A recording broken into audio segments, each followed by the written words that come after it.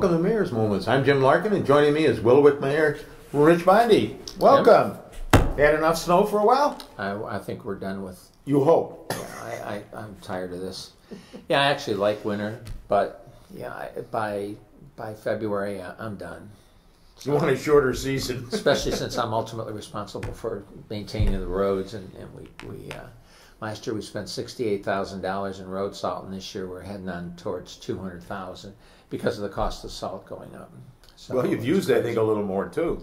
Actually, we've used less. Really? Oh. Yeah, because we use something called aqua salina. We pre-treat the roads. Oh. It saves us a lot of money. You can pre-treat the entire city for $72, and so we pre-treat. Wow. And as a matter of fact, we've had 2 other cities come in and see our system, and they're going to adopt it as well. So it saves thousands and thousands of dollars to do that. Great.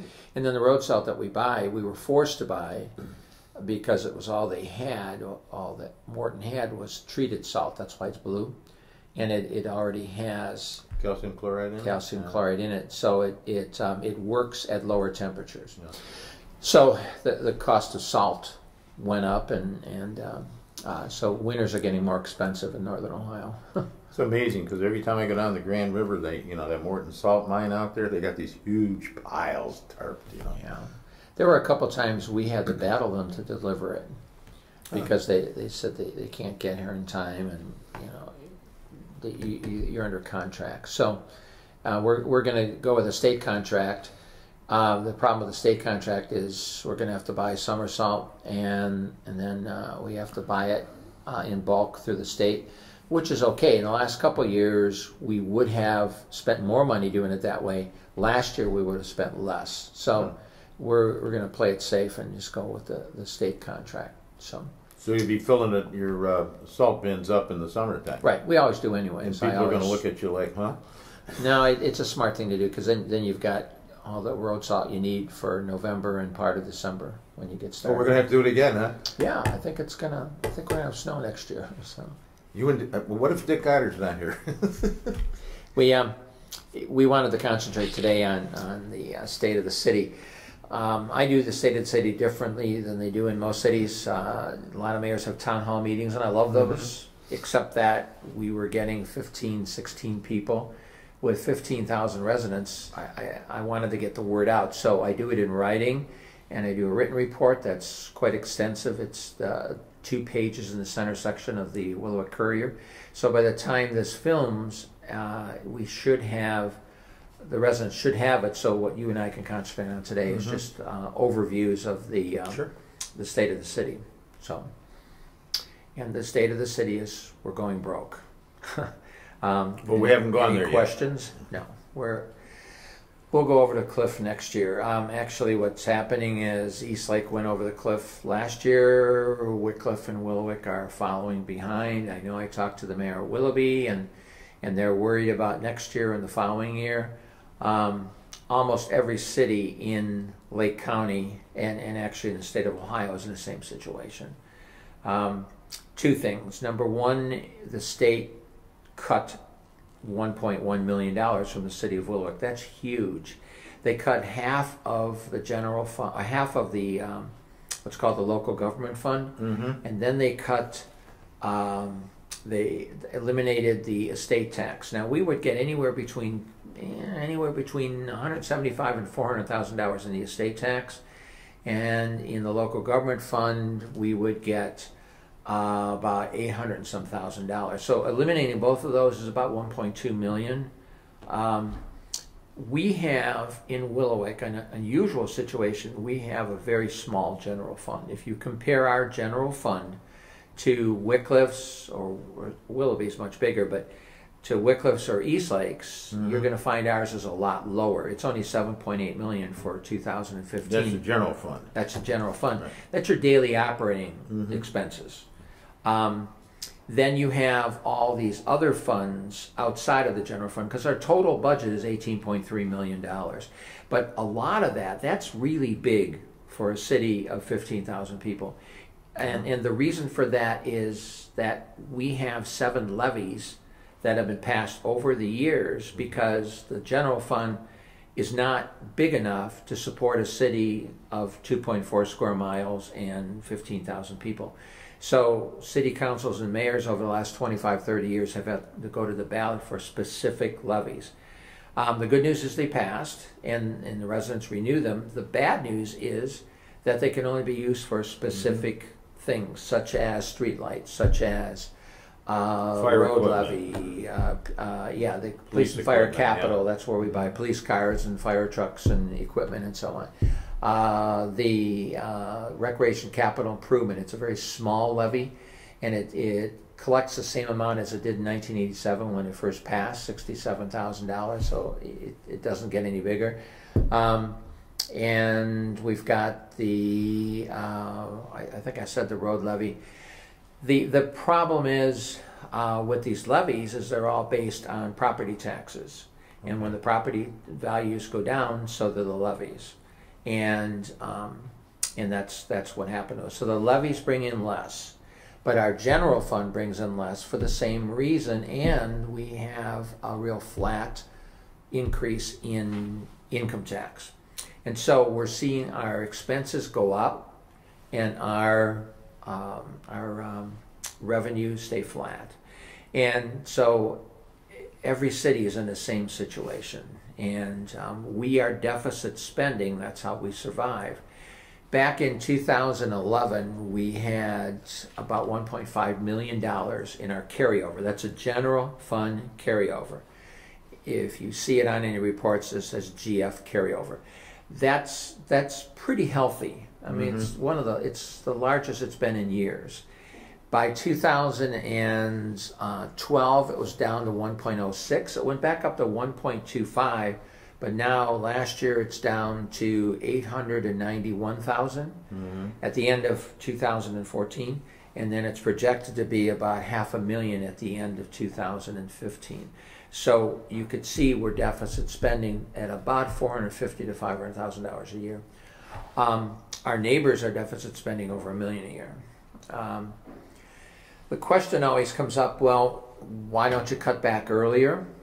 Well, the problem with that is it's all services. 80% of the general fund is personnel and personnel costs because we're a service-oriented organization. So if we were to pass a budget where we didn't deficit spend in the last 2 years, what would happen is we'd be laying people off and dropping services. That's what you saw in Eastlake. Yeah. And because you have no choice, you either increase your revenue or you decrease your services. There's no magic way of creating wealth. You either do it one way or the other. And so Eastlake tried going to the ballot to increase their revenue, and it failed, so they have no choice but to decrease their services. We've already cut back. I cut $200,000 out of the budget. We eliminated the... that's this year's budget. That's this year's budget. We eliminated the cleaning contract on this building. I laid off one police dispatcher. I eliminated a part-time dispatch position. We are outsourcing, privatizing the concession stands at the swimming pools. Those will not be city employees anymore. We are curtailing overtime wherever we possibly can. We are eliminating some, I think I said overtime. We're closing Manry Pool a week earlier. It's actually going to coincide with the start of school being a week. But it's going to be open as opposed, I think you were saying Parma doesn't have the money to open their pools this year. I saw that. That's like what Eastlake, they tried to get a deal with, well, look at the Y coming in and do it. If you look at, if you looked at Parma's situation, and I've not talked to their mayor, I don't know their mayor, but if you were to look at their situation, I think you could take out the word Parma and insert the word Willowick or Wycliffe or Eastlake. The story is exactly the same for all of us. And we're trying to get all of our residents to understand the new normal is not going to be what you're going to like. It will be diminished services. We're not going to have a choice. We're going to run the general fund carryover probably down to zero in 2 years. Now, I'm going to be able to put $500,000 into the general fund, We had a police investigation where a genius was walking through the city with a bag of money, wrapped with piles of money wrapped in foil, and he took it out of one bank in a safety deposit box and was going to deposit it in another. And the banks got suspicious, called the police. The police talked to the man. He had no idea whose money it was. He didn't know where it came from. He was just told to pick it up. Very strange situation. So we put notices in the paper, and 2 years later the court finally says it's yours. So that goes into the general fund. We're selling off property. It's a new way to make money. Isn't that bizarre? I can only hope that this happens every year. Well, at least it was kept in foil, so it's fresh. We thought it was something much worse than that, but it wasn't. We're selling off some lakefront property next to the Shoregate Towers. That's where Willow Beach, the new senior housing project, is going to be. And that's going to be huge for the city and for the elderly residents. It'll provide 50 apartments. It's a beautiful development. I know we're getting the end units, right? Right. Someday, many years from now. Oh, here he goes. Yeah. One of the things that happened when we sold the property is it's worth about $300,000. So I'm going to be putting $500,000 into the general fund. The problem there is we put part of that into what's called the Earned Benefits Fund. We've got a number of people retiring, and we have to pay them out at the end of their service with us. And so we put that in the Earned Benefits Fund, so we weren't taking it out of the general fund. The rest of it will go into the general fund. So our carryover at the end of 2015 will look very similar to what it did at the end of 2014, but as Mrs. Benedict and I, our finance director, reminded City Council any number of times that don't think we're doing a great job saving money, because those are one-shot deals. Yeah. And so that's not sustainable. In the following year, we're going to keep sliding down. So the question is, why not cut back now? The problem there is it's pretty hard. Like 2 years ago when we had a $1.5 million carryover, it's pretty hard to lay people off when you have $1.5 million sitting in the bank. You just can't do that. The unions would go crazy, and rightfully so. The following year, 2 years later, we had a $1.2 million carryover. That's pretty healthy for a city this size. And that's pretty good, but again, you can't lay people off with a $1.2 million carryover. Now that we're heading into the zero mark, we've got to do something. Now, we've got to have enough money in the carryover to operate the city for 3 months. Just like they say about our personal finances, we try to do the same thing with the city. Mm-hmm. And we'll be able to do that, but again, it's not sustainable in the long run. So our hope is, well, I'd love to see property values go up. I mean, 4 years ago, property values in Willow were going up 4% a year. So when you looked at the end of the triennium, that's a 3-year cycle of taxes, where the auditor every 3 years tells you what your property values are worth, and that determines what your income is going to be for property taxes. We knew that we would be getting 12 to 14% more money in property tax at the triennium. Yeah. And so that's huge to us, because we take in about $250,000 in property tax into the general fund. So that's huge for us. 10% would be huge for us. Now it went down, and not only did it go down, our hope for 2016, when we start the new triennium, that it's flat. I think that's the reasonable hope that all mayors in Lake County have, that it's pretty flat. That's the big argument with residents. Their tax bill has gone up. Yeah. But the city always tries to tell them, well, we're not getting as much money. Well, where's it going? Well, it's all these other levies that you signed up for. Yes, not only ours. No. Because if you look at all of our levies and determine how much money does the city get. Now, a $100,000 house in the city of Willow pays almost $3,000 a year in taxes. It's the highest tax rate of any municipality. And we double check those figures.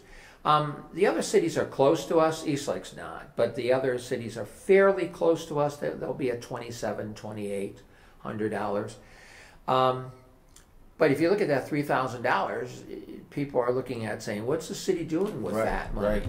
Well, we only get about 21% of it. We don't get very much of that. The school system gets 67% of it. They get the lion's share of it. You know, you think about, there's a home being built in Larimar that originally was an $850,000 4-story house on the lake, and it's a single family. The owners decided, as it's under construction, to put some upgrades into it to the tune of another $150,000. So it's $1 million home. Those people are going to spend $30,000 in taxes. Now, of the $30,000, 67% of that, that's what, 70% would be $21,000. About $20,000 goes to the Willoughby Eastlake schools. Willowick's only going to get between $5,000 and $6,000. I mean, it's considerable. Sure. I mean, you and I don't live in $1 million homes. I've never been to your house, but I assume it's not a $1 million house. People look at it and they think, well, our taxes went up. I just got my mortgage statement for my main residence, and it went up $3 a month. And I thought, I wonder what taxes went up $3 to increase that. But our money went down in the city. So your taxes for your city actually dropped, but you voted yes on a zillion different levies. Well, that's the thing. As soon as my tax bill goes up, it's the mayor's fault. Absolutely. I can get a hold of you. It drives mayors crazy because, you know, we're the face that everybody knows. That's right. And so in every city. And so what happens is that the residents will see Metro Parks. Oh, I think we got great Metro Parks. That's a yes vote. For 10 years. Lakeland Community College, yes. Lakeland Community College a second time, yes. Willoughby Eastlake Schools, well, of course, that's your school system, yes. MRDD, those are the kids with disabilities, absolutely yes. The sheriffs, they have the drug agency, yes. And so they vote yes on all these things. And I'm not making a judgmental comment. I believe that these are all necessary. Sure. There's no question of that. But they say yes to all of them, and they increase their taxes. And then they turn around and they go to the mayor and they say, well, what are you doing with all that money? Sure. We don't get any of it, not a dime, not a penny of it. And our income has dropped substantially for their city, and so has all the other cities. So that's the situation that we're in. We're going to be trying to do some continued cuts over the next year or so. People have said, are you going to go to the ballot and ask for more money? City Council is very reluctant to do that, so am I. I think we need to see what we can do on the expenditure side before we look at the revenue side. You look at the general fund, what's the biggest expense in general fund? What would you guess it? Which particular area? Benefits, probably. Well, actually, yeah, our healthcare is skyrocketing for next year. It actually, in terms of departments, it's of course police, and it will be in every city. Willowick's a little different. About 48% of our general fund is police and dispatch. You look at the fire department; it's considerably less. It's less than 10% of the general fund, and you think, wow, why is that? Two reasons. One, we have a part-time force. We may have 61 firefighters, but they're all part-time employees, so we don't pay their benefits, and their hourly salaries are less than what an hourly policeman would get, or what they would get full-time. Most of them are full-time firefighters. The second reason is that, once again, we have an EMS levy. So 55% of the fire department is funded out of that levy. So it's out of the general fund, and 45% is in the general fund. Now we're deficit spending in the EMS levy, so we're going to have to shift that back to the general fund, which is the last thing we want to do. But we have no choice, right? So that's kind of where we're at financially. We monitor it. We meet with city council 4 times a year just to do finances, so that all 7 elected officials in the wards know what's going on. I never want them to be in the dark, and so they have all the data. They can see all the trends. It's not like you can say, "Gee, we didn't know this was happening." They are well aware of what's happening, and then they have that background information when they pass the budget, which had to be passed by April 1st. So ours passed in March. So that's kind of where we're at with our finances, and I will be updating our residents on this program, as well as our city councilman quarterly, and just so that everybody knows where we're at and what decisions we have to make. So it's not fun. So if you want to be the mayor, the job's yours. You can do this. Somebody said, "Why would anybody want to be a mayor?" And you kind of wonder, why do we do these things? But it's going to be some tough times. The mayor of Euclid made the comment, it becomes increasingly difficult to run a city with the challenges that you have financially, because they had to do a lot of cutbacks in Euclid as well. And I said to him, I feel your pain. I get it. We're all in the same situation. And of course, he's not running again, so he's on his way out. But it's not going to get any easier as the years go on. There's no new sources of revenue that are going to come in, and there's no new rabbits that we can pull out of the hat to solve the problem. People seem to think that the city is this inexhaustible supply of finances. You hear people say the city's got to fix this, or the city's got to do this. Well, the city is 15,000 of you. Yeah. You're paying the bill. So when somebody says, "Well, is the city going to fix my laterals?" No, they're your laterals. It's private property. The taxpayers are not going to pay for that. When people say, I blew a tire on a chuck hole, well, we don't have too many chuck holes in the city that are big enough to do damage to your car, but we do have people that will file complaints. Sure. And we look at those with a jaundiced eye. We try to find the hole you hit, and then we meaning the Moral Claims Committee of City Council will look at that, and the problem is that it's the taxpayers that are paying for your car. Right. It's the city. That's you and I. You are part of the city of Eastlake, and since you live there, and I'm part of the city here. So we need to do a better job reminding people that the city is all of us. So whenever the city spends a dime, it's your money. And Willowick's notoriously cheap. I had a former law director years ago say he always enjoyed being law director in the city of Willowick. He lives in Beechwood.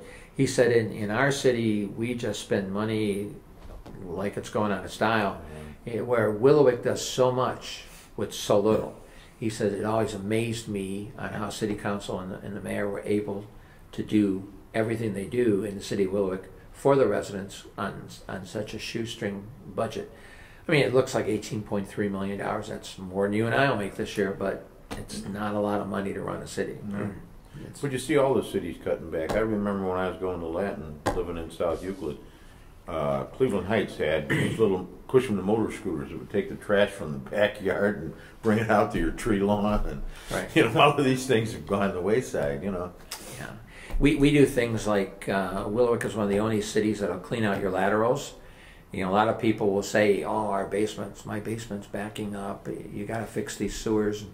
99% of the time, you got tree roots in your laterals, or in the case of my son and his daughter-in-law, my daughter-in-law and my son, diapers in the laterals. And so the city will actually come and snake that out for you, even though it's private property. It's a service we've done for many years, and we continue to do that. Mm-hmm. We may have to look to say, we can't do that anymore in the future. I don't know. Right now we're going to keep doing it. Another thing that we do for residents, if our rescue squads pick you up, we will take you to just about any hospital you want to go to within reason. So we'll go to Euclid, we'll go to Richmond Heights. If it's an unusual situation, we'll go to Rainbow Babies and Children or University Hospital, but the officer in charge has to get permission to do that. About 82% of our residents will go to West End. But you can go to other hospitals. They go to clinic main campus? Yes. And so we're looking at, you know, in the future, I know other cities have said you got to go to Lake West. You know, we're not going to transport you all over the place because we're not going to have the personnel to be able to do that. So you're starting to see the handwriting on the wall for privatization. In other words, if you live here and you want to go to a specific hospital, you're going to have to get your own ambulance to take you there. Yeah, and they're not just in Willowick. All the cities are going to have to. I know we don't want to do that, but you know, right now we haven't cut any services yet. Right. But in the future, we're going to look at police, fire, recreation, and as in every city, we're not going to be able to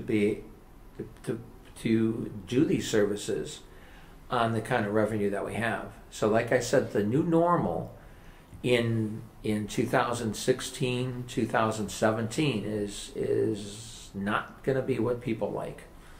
We're going to Some have of to that's get a used shame to. because my grandson is you know, well, his early years were in Willowick, and then they bought a home over in Eastlake, and of course there's no pools, and you know, just like in Parma they had to do it. It's tough on these kids. Yeah, yeah. It's not a fun time, and it's not just Willowick. It's not just Lake County. No. It's all over the place. It truly is. Do you see any chance of the state sending more money down? Actually, the governor really snapped at some.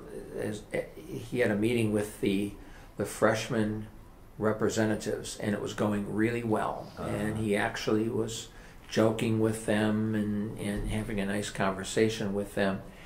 And then one of them said, "Is there any chance of you restoring part of the local government fund?" And boy, he bristled, and he pointed at them and said, "You go back and you tell your mayors and your city councils to tighten their belts." Well, haven't we already done that? You cut you cut every city in the state of Ohio. You now have a surplus. Yeah. I don't want to sound political, but Ohio has billions in a surplus now. That is our money. And then they're going to reduce our taxes on the state level. Yeah.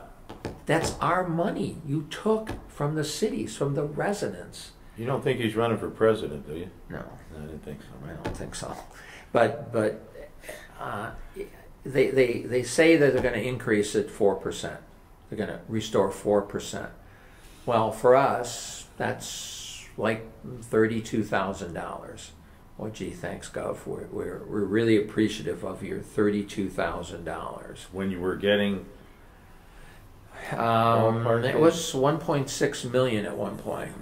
getting chump change. Now it's 800,000, And you wonder where'd the money go? You know, everybody had all this money coming back to them. The state was okay. What happened? You know. yeah. Well, the state was going broke. I get that. Right, I understand that.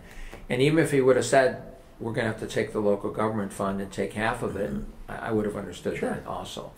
Just don't make it look like you did some miracle and then lowered our taxes. You lowered the taxes because you already had the money. So all you're doing is taking it away. So it's difficult. I mean, there isn't a mayor in the state of Ohio that doesn't say the same thing. Sure. So not all the news in the State of the City report is bad, though. Safety is we're doing really well in terms of safety. I listed for the residents some statistics. And I do it by numbers rather than percentages because, for example, if you looked at, here's I'm trying to look at one that went up. I know, well, here's one. We had a 100% increase in reported rapes in the city of Willowick. that looks pretty bad when you see 100% increase. Oh my God. Well, we went from 0 to 1.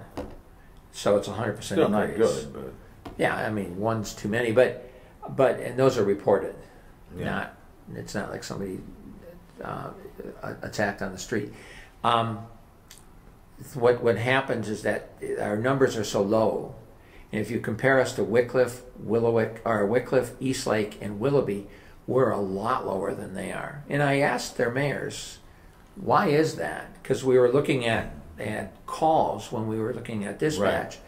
and the mayor of Wickliffe said, we have the Route 20 corridor, and that's where we have a lot of problems there. And then Eastlake has a lot of problems with their Vine Street area, and they have a lot of shoplifting and Walmart. Where the only substantial shoplifting that we have is Giant Eagle, Mm-hmm. and it's not even that. It's not even a crisis. Every so often we are arresting somebody there. So we don't have the bars and the entertainment area and the retail Mm-hmm. that attracts crime, Mm-hmm. whereas the other cities do. And so our crime numbers are automatically down. So our crime stats will increase in those areas that are residential crime. For example, let's look at... My wife beats me up. That's correct. She does, or should. Domestics. Actually, our domestics are down 16. We had 85. But I move here. And yeah, and they actually dropped 16. Disturbances dropped. Drugs dropped 1. Fraud, we went from 84 to dropped 11.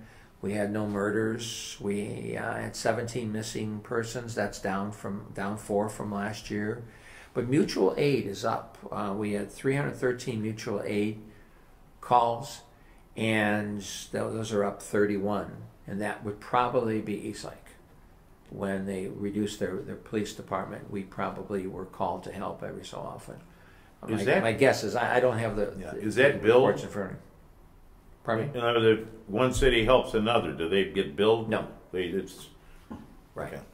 You help me, I'll help you, type thing, and hopefully it'll the work fire out. department has MABUS, mutual aid, and there's auto aid. For example, if there's a house fire in Eastlake, Willick automatically goes and sends certain equipment. We usually send our Quint, the new truck that we got.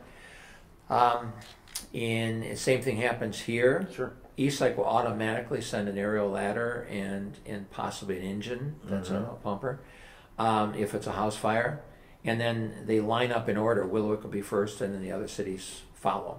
Wickliffe comes to our fires, we go to their fires. So neither of those cities have enough personnel to fight a big fire. So all 3 cities Or work even a house together fire, to do really, it. because I think we No, got, they what do we don't. got, like 6 firefighters, I think, in Eastlake?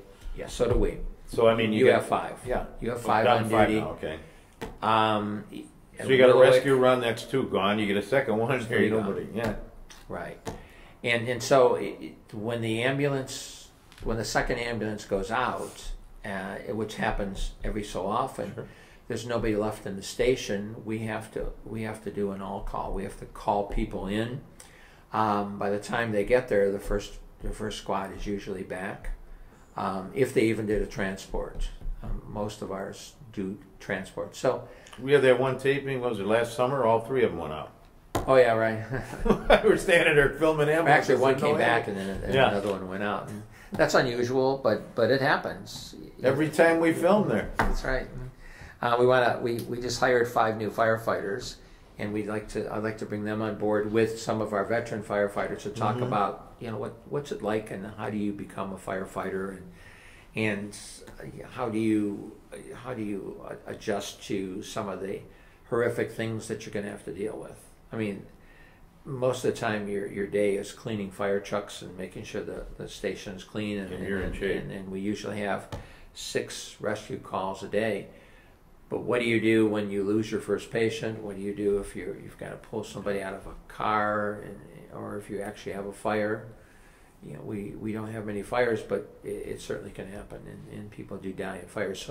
So how do you adjust to that kind of thing? It's I always can't thought be just easy. putting on their gear was enough. right. All right. And then you're going to climb a ladder to boot. You go. I've had that equipment. I'm sure you have too. And it gives you a whole new perspective. Oh yeah, it's so hot. The other thing that cities are dealing with that we've never dealt with before are heroin overdoses.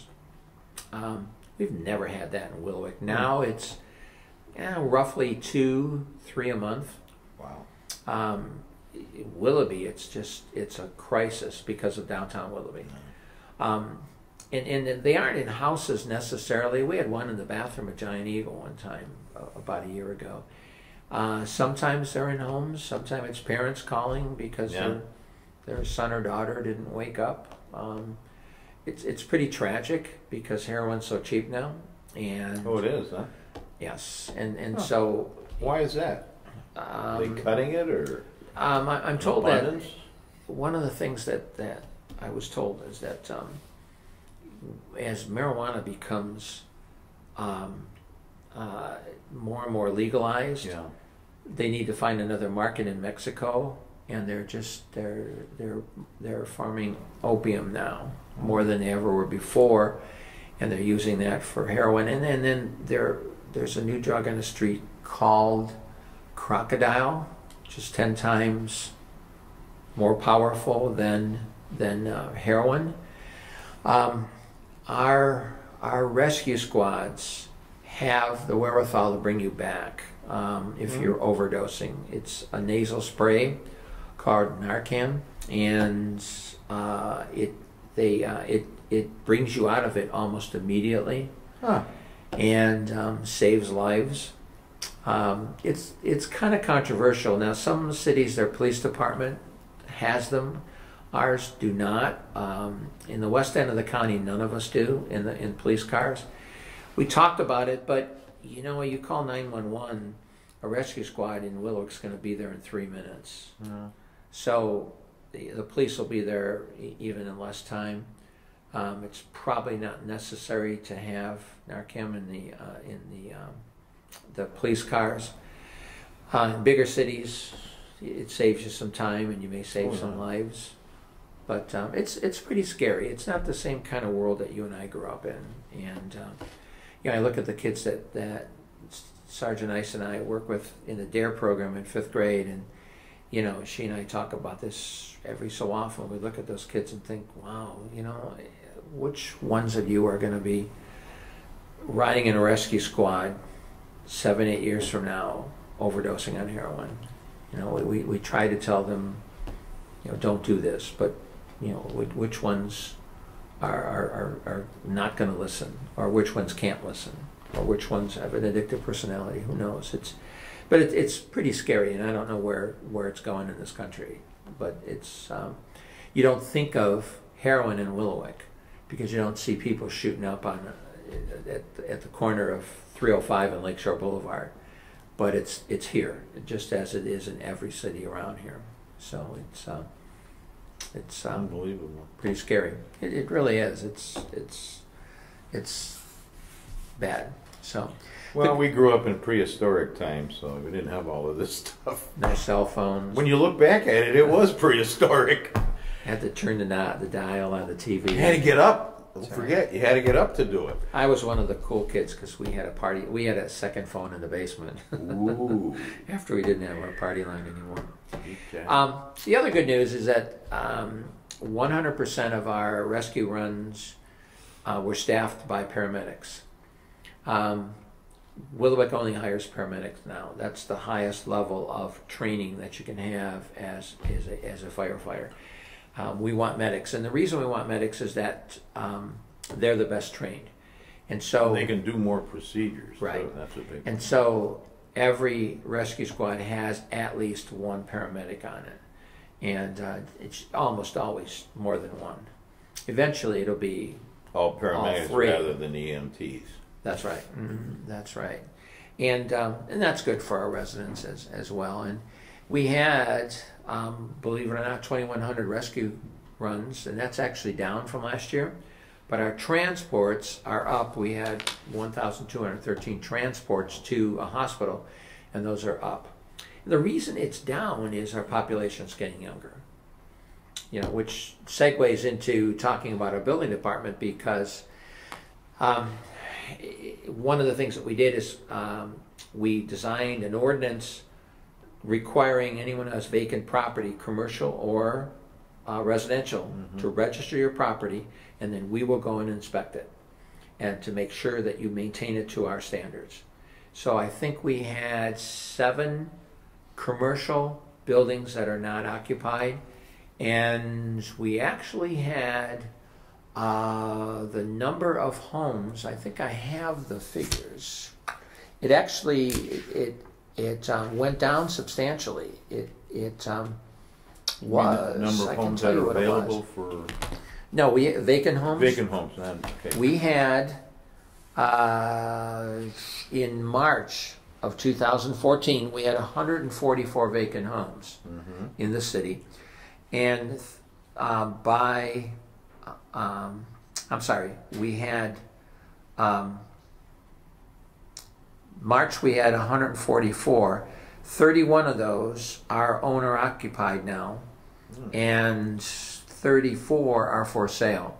So actually the number of vacant properties is dropping. That's a good thing. Yeah. In the last 2 years, we had 348 homes that transferred to new families, new last names.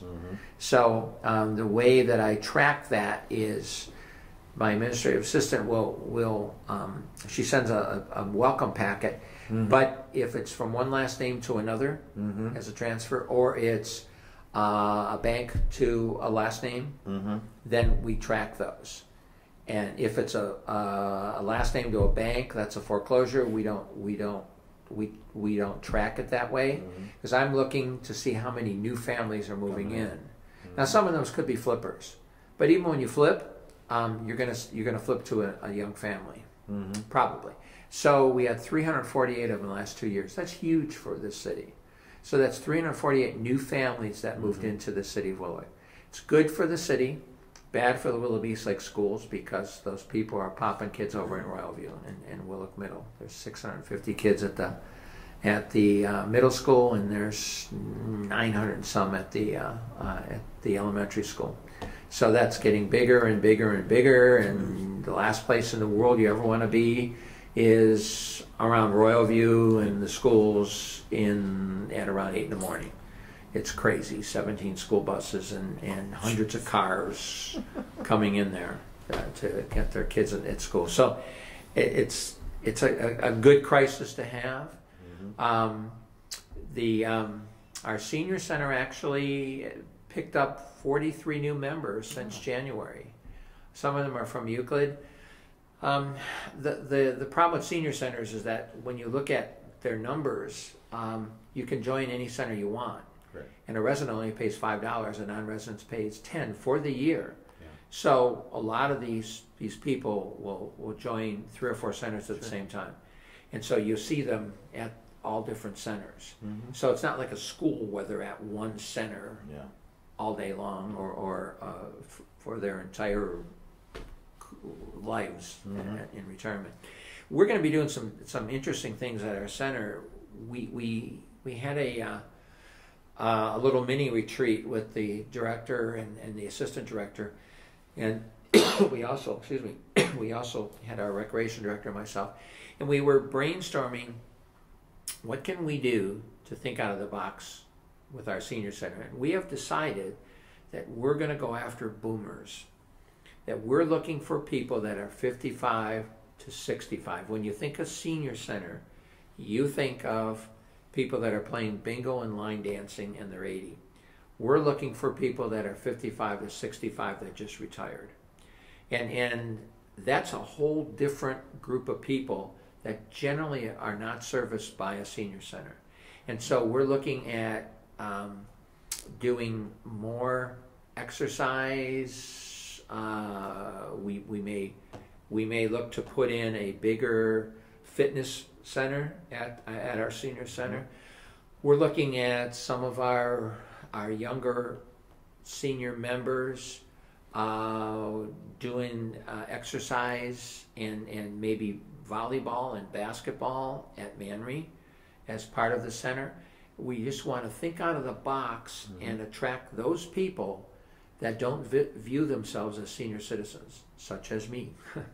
I don't view myself as a senior citizen, although I'm 64, and yet I am, and I'm not going to go line dancing and playing bingo and doing ceramics. So we want to attract those people to our center. Yeah. And get them to stay there. So it'll be something new and exciting for us to do in the future. Road repair. Road repair is suffering the same problem that we suffered in the general fund. We used to take $860,000 in annually from our road levy. Now we take in $700,000. So that means we do less roads. We have another fund called SCM&R, Street Construction Repair and Maintenance. That's from the state through the gas tax. And that money added to our levy enables us to spend about $1 million, maybe close to $1.2 million on road repair. Now, when you think about that, you think, well, then let's resurface all the roads. You can't do that. We have to pick and choose. And, 330th alone was well over $1 million. So it wipes out everything. Yeah. So the bigger streets are going to wipe out the budget. So we try to be as prudent as we possibly can. I always thought I wanted to do 6 streets a year. And the levy's 10 years. We have 72 streets. By the end of the 10 years, we will have done every street. Great thought, but we're only able to do maybe 3 now. And so the worst street in the city is the one that you live on. So when somebody calls and said, when are you going to do my street? It's the worst street in the city. I hear that all the time. And we have 72 streets. We have 39.8 miles of streets in this city. And you can't do them all. So we have to pick and choose because the revenue is down. We could, we actually thought about renewing the levy and doubling the millage and asking the residents, do you want us to do twice as much? Yeah. But again, that raises taxes, and I don't want to do that. Well, don't forget, in a short period of time, cars will be flying. You won't have to worry about the roads. Okay. And they're going to drive themselves, too. Yes. So. That's got to be scary. I know. It does. Have you ever tried that car that parks itself? No. I mean, there's a start. No. That's another whole issue. We have 46 vehicles in our fleet to operate the city of Willock. That's police, fire, service, recreation has only 1. Building department has, I think, 3. And basically, when you see our directors and chiefs, they're driving around in old police cars. It's not like they're getting an Escalade. We paint police cars. That's why they're Crown Victorias, and we no longer have Crown Vics. We're going to all SUVs in the police department. So that's kind of where we're at financially. And we certainly encourage residents. You have questions to call and ask us. Don't get all your municipal information from Facebook. It's almost always wrong, or it's somebody's opinion. It's hard to believe. I know that. We just put in a new dispatch center. It's state of the art. It's beautiful, and we'll have to film down there one of these days and see how the dispatch center operates. And if emergency calls come in, we'd have to bleep out any identifying information. But it would be interesting to do that. We've done that before a number of years ago, and I'd like to do that again and talk with our dispatchers and see what that's about, and talk to some of our new police officers and our new firefighters. It'd be kind of neat. In the fire department, we have 2 new vehicles. We have the Quint, which is it's an aerial ladder. Quint meaning 5. Yeah. It's an aerial ladder. It's a pumper. It's a heavy rescue. It was a $750,000 vehicle, and I also had to buy a new rescue squad. We try to buy a rescue squad every 7 years, and we were actually at 10 years for this one. Nothing like Cleveland, where they keep them for a lifetime. But it's a paint color that does it. yeah, ours are all red and white. But it's $250,000 for a rescue squad. Well, with all the equipment out, these them goes downs too, and all that other jazz. Yeah. Right, and we have automated gurneys as well, the stretchers. One of the things that... See, pretty soon your dispatcher will just put, and the thing goes itself, picks them up. Yeah. You know, you keep looking at all this automation, you go, it was a time we'd have laughed at that, but now I mean, you press a button and yeah. the stretcher comes Right. out and sets itself down. You That's get right. and the squad has hydraulics on it that as soon as you open the door, you hear this and then it drops down. Yeah. A little bit above the ground, and you just pull the stretcher out. The patient gets on the stretcher, you strap them in, and you push the stretcher in, it clamps in, and the Self-loads. It self-loads and pulls it right in, and you shut the door, and you hear the again, and the squad goes back up, and they're ready to go. Take them in the hospital, and off it goes. Yeah, but it's pretty much state of the art, but that's the safety Saves of our residents. a lot of back injuries for the Right. Paramedics and that. Right. As a matter of fact, it was paid for by Workman's Comp. You know, we had them pay for it because they're more than willing to do that because it brings the expenses down with in the long run with back injuries for firefighters. So Somehow the light people never get an ambulance to take them to the hospital. You know, The it's light- always light people? Yeah, somebody weighs about 90 pounds. old lights. Yeah, light.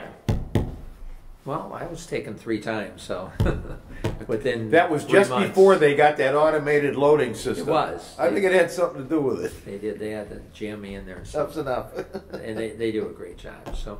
Oh yeah. So safety, we're doing really well in the city. Development-wise, not too much exciting things except Planet Fitness is doing really well. They had 3,000 people register in a month over there, so that's doing really well. The new beverage store is going to open at the corner of 305 and Lakeshore Boulevard, where the old medical center was. It's actually Shoregate Beverage is moving there, remodeling. We have a restaurant that's beginning to remodel on Vine Street across from St. Mary Magdalene. We're happy about that, and hopefully we can get some of these other properties, commercial properties, off the ground and get some development going on. Willow Beach is going to be exciting for us, and again, if you haven't seen it, it's beautiful. In addition to that, that'll provide housing for 50 residents. In addition to that, we're looking at some property in the city to do a housing project for veterans, veterans family housing, and that's a new concept. But we'll bring in people that are employed.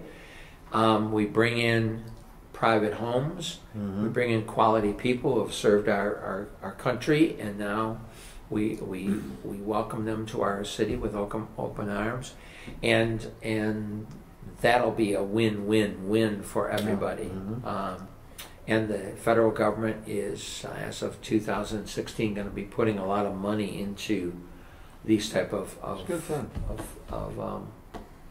housing options for our veterans. So that'll be a good thing, and I want Willow to be right in on the forefront of that. We're working with CEI to do. It will be the first city in the CEI area to have LED lighting on streetlights. They don't do it. You can do it privately, but CEI doesn't do it. They just decided to do it. It's called their tariff program, and I'm looking to have on the 37 poles on the north side of Vine Street to have LED lighting. We have decorative poles on the opposite side. These will be higher poles on the north side. The poles are already there, so is the wiring. So We just want to reinstall the lighting there. Vine Street's way too dark. So CEI is willing to do that, and that would be funded again through our, out of the general fund, not in the general fund, be funded through the streetlight levy, because we have a surplus in there. So I think that covers just about everything. Well, good. That I can think of. So, okay, thank you very much. thank you. Have a good day. Thank you for joining us, and make it a great day.